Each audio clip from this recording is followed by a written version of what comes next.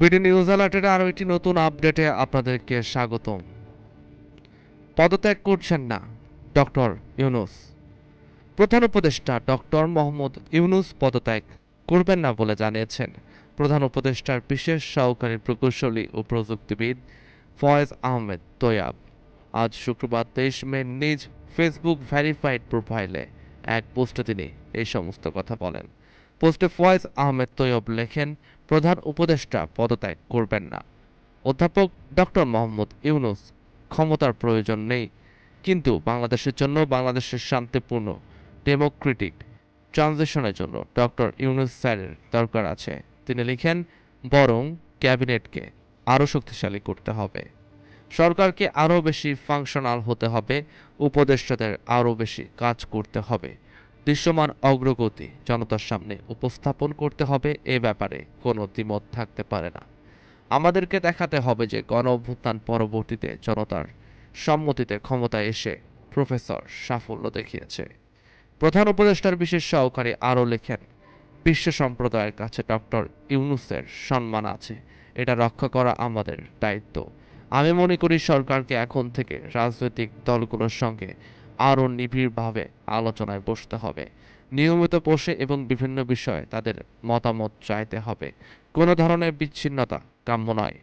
প্রধান উপদেষ্টার বিশেষ সহকারী লিখেন, পাশাপাশি সেনাবাহিনীও রাজনীতিতে নাক গলাতে পারবে না।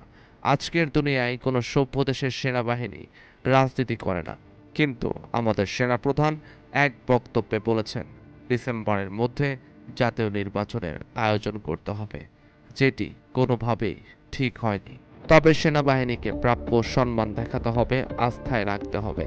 সেনাবাহিনীর প্রশ্নে হুট করে কিছু করা যাবে না, হটকারী কিছু করা যাবে না। তেমনি ইনক্লুসিভনেসের নাম করে আওয়ামী লীগের পুনর্বাসনও চাওয়া যাবে না। বাংলাদেশ সেনাবাহিনী আমাদের গর্ব এবং আমাদের আস্থার জায়গা, সেটা কেউ ভঙ্গ করবেন না।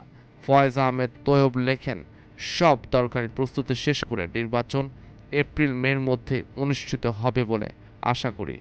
এ সময়ে সকল যৌক্তিক সংস্কার সম্পন্ন করতে হবে। তিনি আরও লিখেন, জুলাই আগস্ট 25-এ আমরা জাতীয়ভাবে 2 মাস জুলাই গণঅভ্যুত্থানের 1 বছর পূর্তির উদযাপন করব ইনশাআল্লাহ, এবং আগস্টের মধ্যেই স্বৈরাচারী খুনি হাসিনার বিচারের প্রথম রায়টি আলোর মুখ দেখতে পাবে বলেও আশা প্রকাশ করি। এর আগে বাংলাদেশের অন্তর্বর্তী সরকার প্রধানের উপদেষ্টা অধ্যাপক মোহাম্মদ ইউনূস পদত্যাগ করতে পারেন এমন খবর পেয়ে তার সঙ্গে দেখা করেছেন জাতীয় নাগরিক পার্টি এনসিপির আহ্বায়ক নাহিদ ইসলাম।